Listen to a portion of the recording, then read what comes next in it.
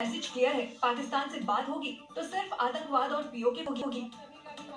उन्होंने ये भी बताया कि 1947 में जब माँ भारती के टुकड़े हुए तो कटने चाहिए थी जंजीरें, लेकिन काट दी गई भुजाएं।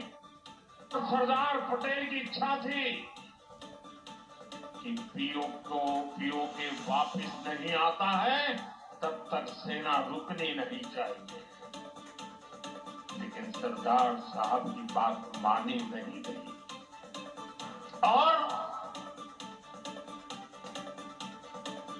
ये मुजाहिदीन जो लहू चख गए थे वो सिलसिला 75 साल से चला है।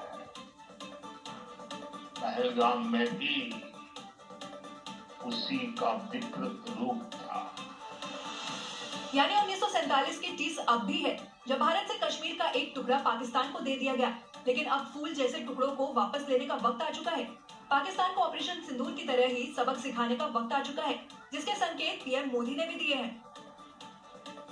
गुजरात में प्रधानमंत्री नरेंद्र मोदी का आज दूसरा दिन है। गांधीनगर में रोड शो के बाद प्रधानमंत्री नरेंद्र मोदी पाकिस्तान को लेकर एक बार फिर गरजे और बता दिया कि आतंकवाद प्रॉक्सी वॉर नहीं है। गुजरात की धरती से पीएम मोदी ने लगातार दूसरे दिन ऑपरेशन सिंदूर पर बात की और पाकिस्तान को आड़े हाथों लिया।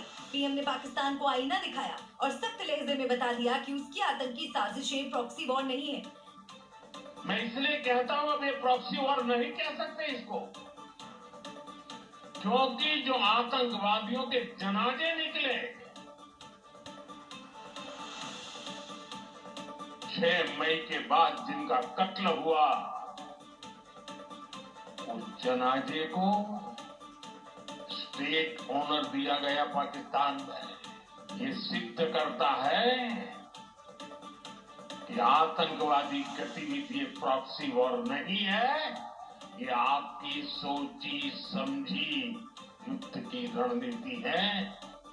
गांधीनगर से पीएम मोदी ने हुंकार भरी और पाकिस्तान के आतंकी चेहरे को बेनकाब कर दिया।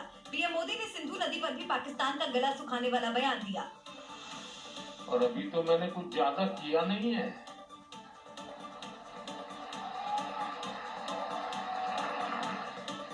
अभी तो हमने कहा है कि हमने इसको एबेंस में रखा है, वहां पसीना छूट रहा है और हमने डैम थोड़े खोल करके सफाई शुरू की। जो कूड़ा कचरा था वो निकाल रहे हैं, इतने से वहां फ्लड आ जाता है। पीएम मोदी की गर्जना सुनकर पाकिस्तान के पीएम शहबाज शरीफ और सेना प्रमुख आसिम मुनीर का घबराना तय है, क्योंकि पीएम मोदी ने बता दिया है कि अभी तक कुछ किया भी नहीं है, यानी पाकिस्तान पर बड़ा प्रहार अभी बाकी है। और चलिए अब हम आपको बताते हैं कि आखिर पाकिस्तान में चल क्या रहा है। यहाँ अगर मुनीर की सेना भारत से पिटती है तो इनाम मिलता है, और अगर पिटाई खाने के बाद भी आर्मी चीफ हरकतों से बाज नहीं आते, झूठ फैलाते हैं, तो प्रमोशन तय है। और यही किया है पाकिस्तान के army chief general Asim Munir ने। लेकिन इस बार नकल करने से पहले अकल लगाना भूल गए आसिम और दुनिया में फिर से अपनी बेइज्जती करवा बैठे। These stupid jokers, they want to compete with India.